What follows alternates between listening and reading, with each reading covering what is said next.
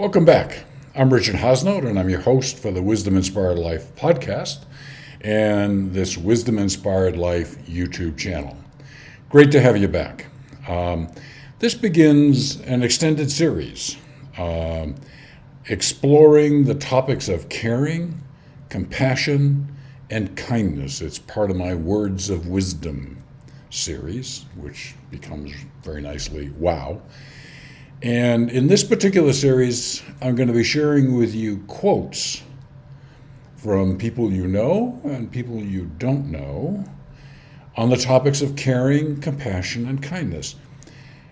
I discovered as I looked into this quotes, and I realized that people were talking about caring, compassion, and kindness from different perspectives about what it was and what it meant to them.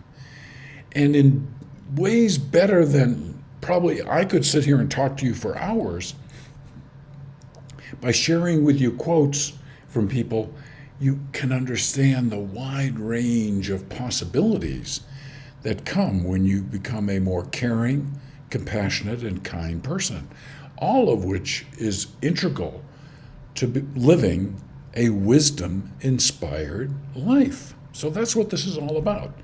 So have some fun with this. I did in putting it together, and hopefully you'll get a sense of that fun as we go through this. So let's get into the quotes for this episode. Well, this first quote, I didn't put a name on it, but I think you know who it is.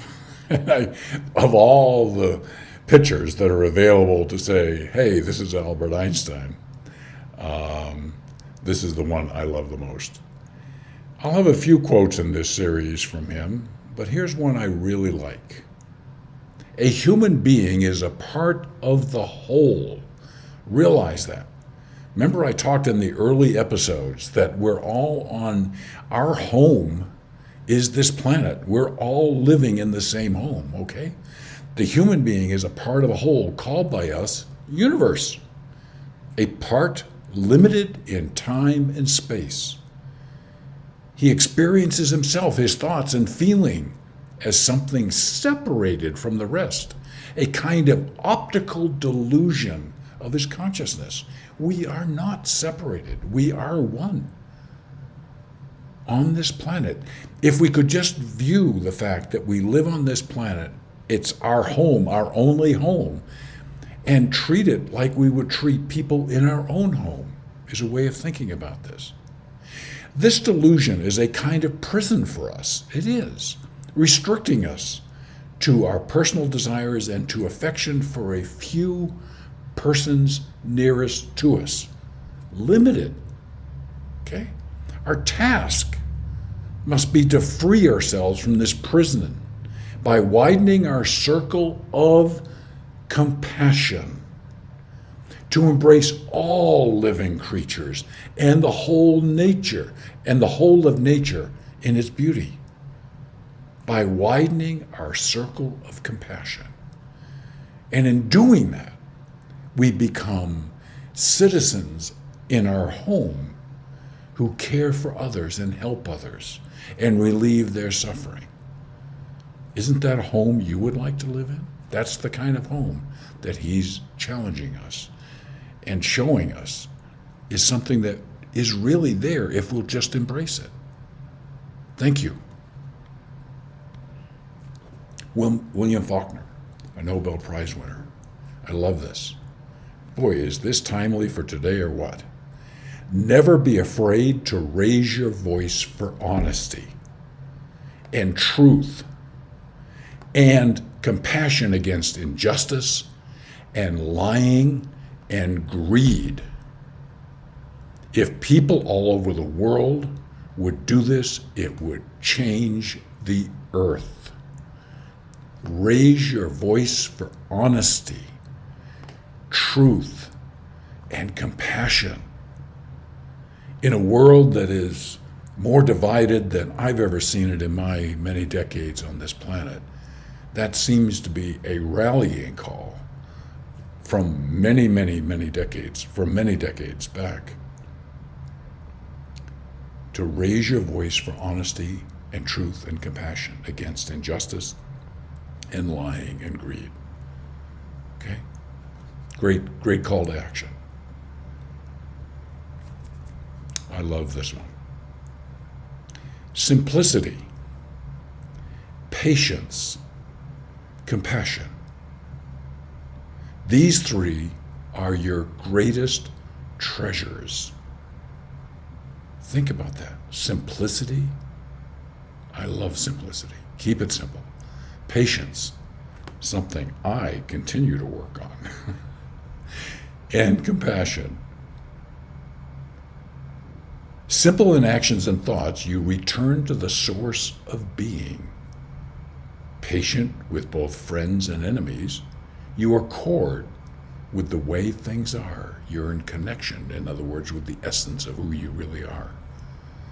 Compassionate toward yourself, you reconcile all beings in the world. This is an interesting dimension of compassion. Compassion toward yourself. We often think of being compassionate towards others, but compassion is so universal that it is 360, including ourselves. Compassion means relieving the suffering of others and relieving our own suffering, using the three treasures: simplicity, patience, and compassion. Great advice from many, many decades ago, as true today as it was then. This will be the longest quote in the whole series, but I just love the spirit of it. Okay? Dare to be. When a new day begins, dare to smile gratefully. When there's darkness, dare to be the first to shine a light. When there is injustice, dare to be the first to condemn it. When something seems difficult, dare to do it anyway. When life seems to beat you down, dare to fight back. When you're feeling tired, dare to keep going. When times are tough, dare to be tougher. When love hurts, you dare to love again. When someone is hurting, dare to help them heal. That's compassion. When another is lost, dare to help them find the way. Again, compassion.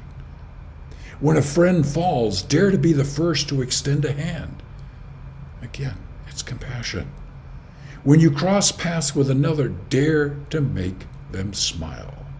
I've talked about this in other episodes. When you feel great, dare to help someone else feel great too. This is a great use of compassion. When the day has ended, dare to feel as you've done your best.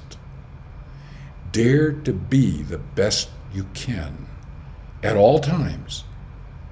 Dare to be. You may want to come back and just kind of listen to this or read it again. It's comprehensive. It covers compassion and it covers other things. But it's all about dare to be the best that you can. And being compassionate and living a wisdom-inspired life is daring to be the best that you can. This one's good. The most beautiful people we have known are those who have known defeat, known suffering, known struggle, known loss, and have found their way out of the depths. These persons have an appreciation, a sensitivity, and an understanding of life that fills them with compassion, gentleness, and a deep, loving concern. Beautiful people do not just happen. They have a story. They have a journey, like the one we're talking about in this channel. Okay? These persons have an appreciation, a sensitivity, and an understanding of life that fills them with compassion, gentleness, and a deep, loving concern. Thank you, Elizabeth, for that great quote. I'm trying to share these quotes sort of in little bite-sized chunks in these episodes. So enjoy the nourishment that you've had here from different insights, but everybody's talking about the same basic message. And as always, if you want to know more, you can go to mywisdominspiredlife.com. You can listen to the Wisdom Inspired Life podcast, new episodes every Saturday and Sunday. You can listen to the podcast on the website, or go to Apple or Google or Spotify or all those other places that you can. Well, as you know, if you've been listening to these episodes, I'm on a journey. We've taken another step on that journey today, and I look forward to continuing this journey with you.